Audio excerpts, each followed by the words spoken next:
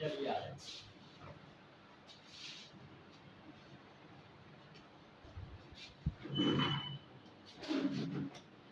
मैं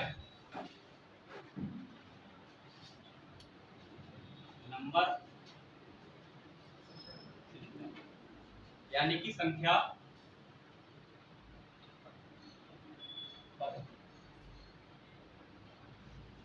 ठीक। अब देखिए संख्या कितने प्रकार की होती है। सबसे पहले हम देखते हैं प्राकृतिक संख्या, नेचुरल नंबर। प्राकृतिक संख्याएं,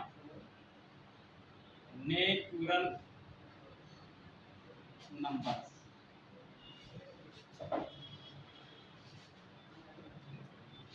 क्या होती है प्राकृतिक संख्या? एक से लेकर 100 तक नहीं, कहीं तक चले जाओ, सही है। एक से लेकर अनंत, इनफाइनाइट तक सारी संख्या क्या होती है हमारी? नेचुरल नंबर यानी प्राकृतिक संख्या। इसके बाद आती है, तो समझ में आ गई। अगर मैं कहूं 78 कैसी संख्या? नेचुरल नंबर, ठीक है, समझ रहे हो। इसके बाद पूर्ण संख्या, पूर्ण संख्या, होल नंबर।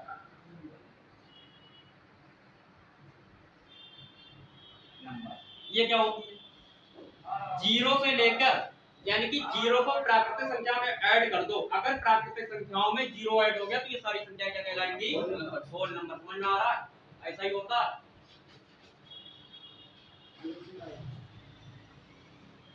अब ये हमारे होल नंबर हो गए, ठीक है, समझ रहे हैं। देखिए जो चीज भगवान बनाता है वो क्या कहलाती है? प्राकृतिक। क्या कहलाती है? तो ये जो संख्या है हमारी, भगवान ने तो नहीं बनाई है फिलहाल, ये हमारी बनी बनाई संख्या, ठीक है। इसीलिए इनको कहेंगे हम नेचुरल नंबर, प्राकृतिक संख्या। जबकि जीरो की खोज हुई, जीरो की इन संख्याओं से बाद में खोज हुई थी, तो ये क्या है? हमारी ये पूर्ण संख्या है। क्या है? पूर्ण। और इसकी खोज किसने की? आर्यभट्ट। किसने की? भाई साहब ये कहाँ के थे? भारत। कहाँ के थे? क्लियर? बात समझ आ रही है? इसके बाद आता है, चलो जीरो की खोज बता दी। यहाँ पे एक और देखो, एक नहीं होती दशमलव। क्या होता है? कहते हैं दशमलव, पॉइंट भी कह देते हैं। इसकी खोज किसने की? किसने? इसकी खोज की थी साइमन स्टीवन, ये भी भारतीय थे, सही है। अब जीरो की खोज कहाँ में हुई? कहाँ हुई? कौन से देश में? भारत में। कैसे याद रखोगे? तुमने गाना सुनोगा, जब जीरो दिया मेरे भारत, समझ रहे? ठीक है। तो दशमलव की खोज साइमन स्टीवन ने की, जीरो की खोज आर्यभट्ट ने की। एक से लेकर अनंत तक सारी संख्या प्राकृतिक संख्या होती है। अगर प्राकृतिक संख्या में जीरो और ऐड कर दिया जो क्या होती है? पूर्ण। बात समझ में आ रही है? इसके बाद आता है पूर्णांक संख्या। क्या होती है? पूर्णांक संख्या। तो देखिए क्या होती है? जीरो से लेकर इधर प्लस, +2, +3, +4, +5 अनंत, और इधर -1, -2, -3, -4, -5 अनंत। ये हमारी क्या होती है? पूर्णांक संख्या, जिन्हें कहते हैं इंटीजर नंबर। Integer number. बात समझ आ रही है? तो ये तीनों संख्याओं को नोट करो। यही पे बात एक और आती है कि सबसे छोटी धनात्मक पूर्णांक संख्या कौन सी होती है? तो +1। कौन सी होती है? धनात्मक का मतलब पॉजिटिव, ठीक है। सबसे छोटा पॉजिटिव इंटीजर नंबर कौन सा होता है? +1। सबसे छोटी धनात्मक पूर्णांक संख्या +1 होती है। अब मैं कहूं कि सबसे बड़ी ऋणात्मक, जो बच्चे एनसीईआरटी बोर्ड से है, ठीक है, धनात्मक का मतलब पॉजिटिव क्या होता है? ऋणात्मक का मतलब नेगेटिव। सबसे बड़ी ऋणात्मक पूर्णांक संख्या क्या होती है? -1। Very good. क्या होती है? क्योंकि माइनस में संख्या जितनी छोटी उतनी बड़ी। बात समझ में आ रही है? मैं आपसे कहूं कि -5 और -10 में कौन बड़ा है? तो -5 बड़ा है। तो ऐसे ही इधर की संख्याएं क्या होती हैं? क्या होती है इधर की? ऋणात्मक। ऋणात्मक पूर्णांक संख्याएं, नेगेटिव इंटीजर नंबर। इधर की होती है पॉजिटिव इंटीजर नंबर। तो सबसे बड़ी अगर नेगेटिव संख्या की बात करें, सबसे बड़ी ऋणात्मक पूर्णांक संख्या की बात करें वो -1 होती है। क्वेश्चन आया हुआ है ये, ठीक है। अगर कहे कि सबसे छोटी धनात्मक पॉजिटिव पूर्णांक संख्या क्या होती है, तो +1 होती है। क्या होती है? नोट करो।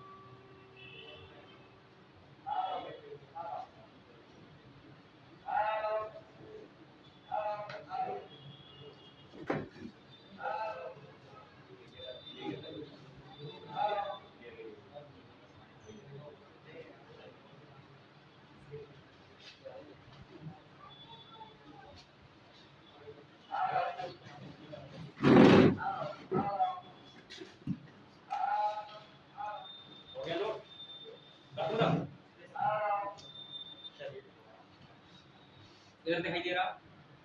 इधर दिखाई देगा? अब सबसे ज्यादा जो क्वेश्चन पूछे जाते हैं वो होते हैं परमेय संख्या और अपरमेय संख्या। सही है? अब देखिए,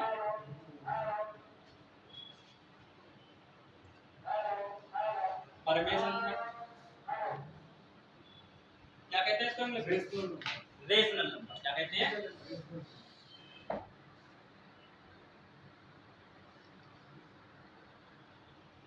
रेशनल नंबर।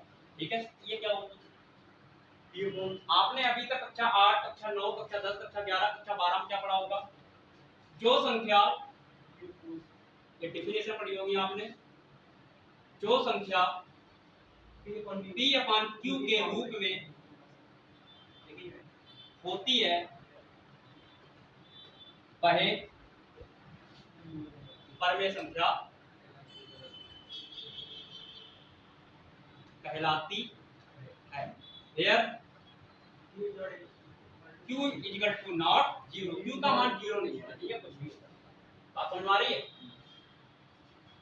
तो यही तो पढ़ा था। अब ये तो है कक्षा भाई 10 और 11 12 की बात, वो तो वहां पे क्वेश्चन हल होते हैं, ठीक है। अब यहाँ पर हम क्वेश्चन कैसे सॉल्व करेंगे? मैं यहाँ पे एक डिफिनेशन दूंगा कि जिन संख्याओं का मान निश्चित होता है, स्टेबल होता है, वो संख्याएं परमेय संख्या कहलाती हैं। या फिर जिन संख्याओं को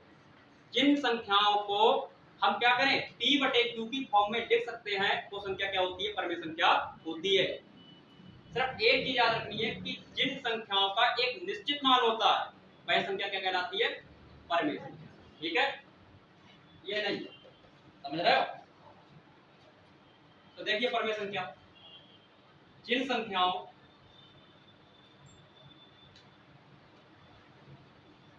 का मान निश्चित होता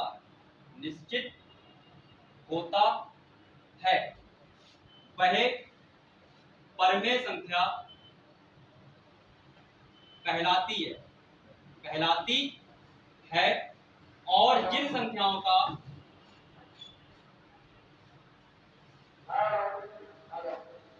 मान निश्चित नहीं होता है वह अपरमेय यानी कि इरेशनल नंबर संख्याएं कहलाती है।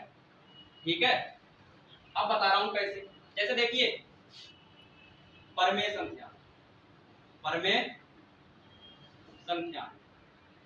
जैसे देखिए 2 एक निश्चित वैल्यू है, कौन सी संख्या होगी? परमेय। 3 एक निश्चित वैल्यू है, परिमेय संख्या होगी। बात समझ में आ रही है? मैं कहूं √4 का वर्गमूल 2 मिलेगा, एक निश्चित नंबर मिलेगा, कैसी संख्या होगी? यहीं पे अगर मैं कह दूं √5 या √3 कह दूं, ये परिमेय संख्या नहीं है, क्योंकि √3 का मान हमने पढ़ चुके हैं 1.732 होता है, लेकिन कैलकुलेटर में डालना ये भी मान निश्चित नहीं है, इसके आगे और सारी डिजिट निकल के आएंगी, समझ रहे हैं? वो तो कैलकुलेटर की स्क्रीन थोड़ी छोटी पड़ जाती है, वरना और संख्या निकल के आएंगी, तो इसका मान निश्चित नहीं है। तो ये कैसी संख्या है? अपरिमेय। कैसी है? जबकि ये संख्या कैसी है? परिमेय। बात समझ में आ रही है? अगले देखो जरा, बस देखते जाओ। 1/2 इसको काटूंगा 0.5 आ गया, इसके बाद तो नहीं कटेगा, परिमेय संख्या है।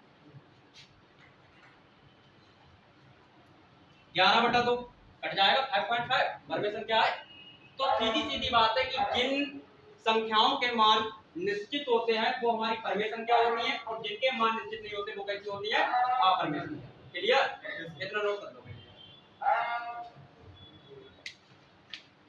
साथ ही साथ लिख रहे हैं। चलो नोट कर लीजिए।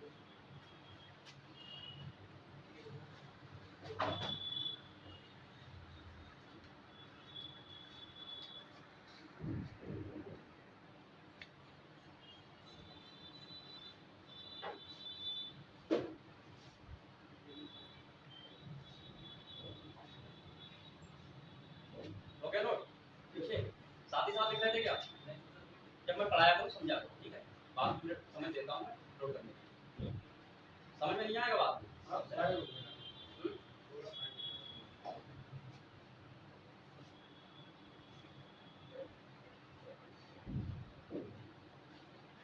अब देखो बात आती है, क्वेश्चन ऐसे नहीं पूछता, तो क्वेश्चन पूछेगा पाई एक परिमेय संख्या है या अपरिमेय संख्या?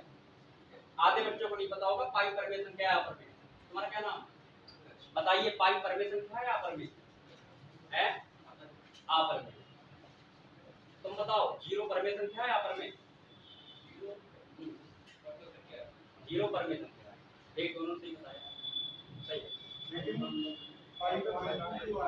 हाँ बताऊंगा, बिल्कुल अभी वही बताने वाला हूं।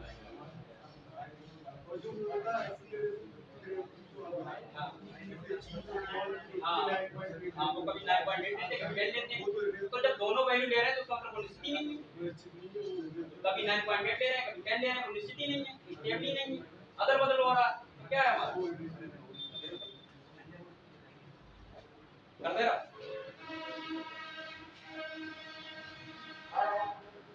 चलो और देखो,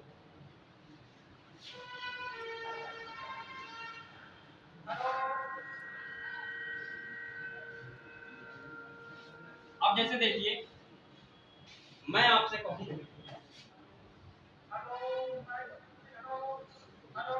बताइए पाई एक कैसी संख्या है? कैसी संख्या है? परिमेय या अपरिमेय? तो देखिए ट्रिग्नोमेट्री में पाई की वैल्यू रहती है 180 डिग्री, सही है? इसकी वैल्यू रहती है 22/7, सही है? और कहीं कहीं ले लेते हैं 3.14। तो मुझे बताओ, कहीं 180 ले रहे हैं, कहीं 22/7 ले रहे हैं, कहीं 3.14 ले रहे हैं, ये खुद में अपने आप स्टेबल नहीं है, स्थिर नहीं है, निश्चित नहीं है, तो पाई एक कैसी संख्या है? अपरिमेय। क्लियर? एक नंबर का क्वेश्चन आज के लिए हो रहा है, ठीक है? पाई एक कैसी संख्या है? अपरिमेय संख्या है। इसके बाद बताइए 0 1 कैसी संख्या है? कैसी संख्या है? परिमेय या अपरिमेय? कैसी है? अब तुमने बता तो दिया परिमेय है, कैसे है परिमेय? देखिए मैंने इसके नीचे 1 मान लिया, T/Q की फॉर्म हो गई, T/Q की फॉर्म हो गई, लेकिन इसकी वैल्यू 0 ही है।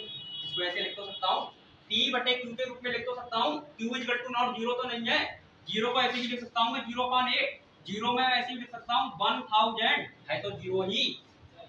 किसी से भी डिवाइड करो मान तो उसका 0 ही आ रहा है, एक स्टेबल वैल्यू आ रही है, तो 0 एक कैसी है? परिमेय संख्या है। कैसी है? परिमेय। यहाँ लिखो पाई एक अपरिमेय संख्या है, अपरिमेय संख्या है, और 0 एक परिमेय संख्या। बोलो इतनी बात समझ में आई? बताओ भाई, किसी समझ में नहीं आई थी बात? समझ में आई? बोला करें आप लोग, ये समझ में नहीं आया, पूछने सर बोल रहे हैं बरोबर। अगर किसी को समझ में नहीं आया तो पूछ सकता है, समझ रहे? बताओ कहाँ समझ में नहीं आया? क्यों भाई? भाई एक चीज बताओ मुझे, तुम निश्चित का मतलब समझते हो? निश्चित का मतलब जिसका मान चेंज ना हो, जिसका मान चेंज ना हो।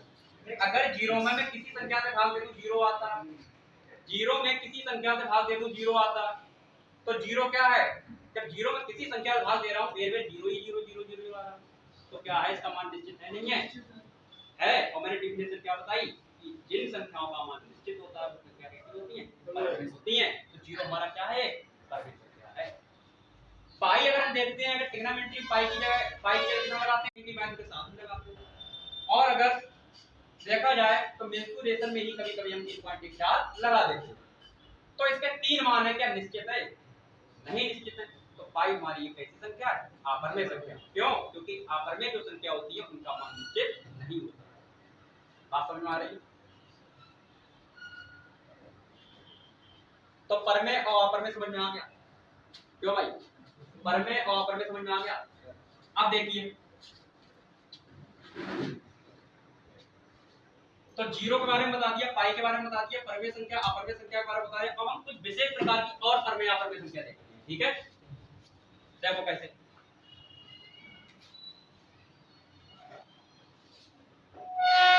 परमेय संख्या, परमेय संख्या देखिए, अगर रूट 2 है, रूट 3 है, रूट 5 है, रूट 7 है, रूट 8 है और रूट 11, यानी कि ऐसी संख्याएं जिनका एक परफेक्ट स्क्वायर रूट नहीं होता है, ठीक है, पूरा पूरा वर्गमूल नहीं होता है, वो संख्या क्या कहलाती है? अपरमेय संख्या। अपरमेय होंगी। कौन सी होंगी? अपरमेय। बात समझ में आ रही है? जिनका पूरा पूरा स्क्वायर रूट नहीं निकलता है वो क्या होती है? अपरमेय संख्या। रूट 3 की वैल्यू 1.732 हम तो लेते हैं, लेकिन अगर उसको अगर आप कैलकुलेटर से निकाल के देखोगे तो और भी वैल्यू आएगी, पॉइंट के बाद और भी अंक आएंगे। तो ये हमारा क्या है? स्थिर नहीं है, स्टेबल नहीं है, निश्चित नहीं है। तो ये सारी संख्या कहती है परमेय, अपरमेय संख्या कहती है अपरमेय। और देखिए,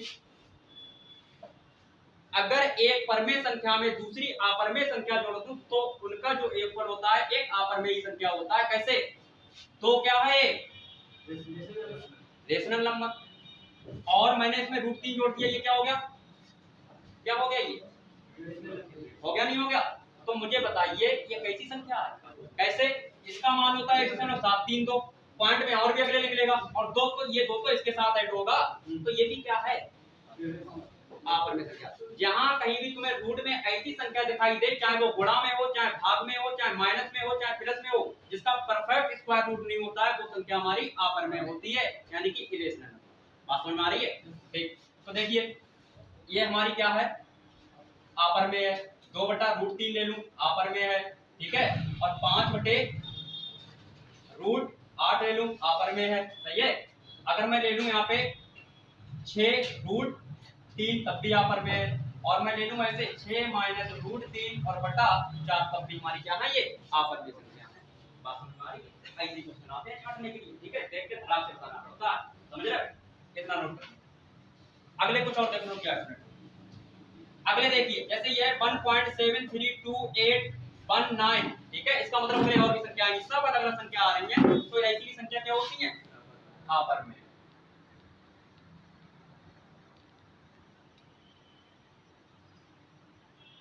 ठीक है, ऐसे ही और आएंगी अगले। तो इस प्रकार की हमारी संख्याएं जो होती हैं वो हमारे इरेशनल नंबर होते हैं, यानी कि अपरमेय संख्या। जैसे 1.7 है केवल, तो हमारी परमेय होगी। भाई देखिए यहाँ पे इतना और लगा, सही है, इसके मतलब अगले कुछ और चल रहा है, ठीक है, मैंने वहां पे लगा दिया नहीं, इसका मतलब इसके अगले कुछ और चल रहा है। अगर ये संख्या लिखने के बाद अगर अलग अगले डॉट डॉट है तो उसका मतलब उसके अगले कुछ और भी अंक हैं, तो ये स्थिर नहीं है। अब जैसे इन्होंने कहा 1.7, अरे तो 1.7 है, अब मुझे इतना तो पता है इसके आगे कोई अंक नहीं है। अब जब इसके आगे कोई अंक नहीं है तो यहाँ से पॉइंट आया, नीचे 10 आया, तो 17/10 ये परमेय संख्या पीवट के फॉर्म में भी आ गई, तो ये हमारी परमेय क्या है? परमेय। इसके बाद देखिए परमेय संख्या और देखो थोड़ी है, परमेय संख्या है या संख्या। थोड़ी और पर मैं संख्या देख लो, देखो जैसे ये है 1.77777, यानी कि क्या हो रहा है, पॉइंट के बाद 7 जो हमारी डिजिट है उसकी पुनरावृत्ति हो रही है, रिपीटेशन हो रहा है, तो ये हमारी संख्या परमेय होगी। कैसी होगी? परमेय। बात समझ में आ रही है? जैसे 2.979797, यहाँ पर दो अंकों की रिपीटेशन हो रहा है, ठीक है, पुनरावृत्ति 979797 बार बार आ रहा है, तो ये क्या होगी हमारी रेशनल नंबर, परमेय संख्या। बात समझ में आ रही है? अगले देखो 3.222444777, यहाँ पर क्या हो रहा है बताइए, रिपीटेशन हो रहा है। पहले 222 आया, फिर 44 आया, फिर 77 आया, यानी तीन जो डिजिट है उनका रिपीटेशन हो रहा है। इसके बाद अगले भी क्या आएगा, 222 आएगा, फिर 44 आएगा, फिर 77 आएगा, तो ये भी हमारी कौन सी संख्या है? परमेय संख्या। बात समझ में आ रही है? इसके बाद मैंने आपको इतनी संख्या बताई है, इसके बाद ऐसी कोई सी संख्या नहीं है जो एग्जाम में आए, और इन्हीं में एग्जाम चल जाता है। समझ रहे हो?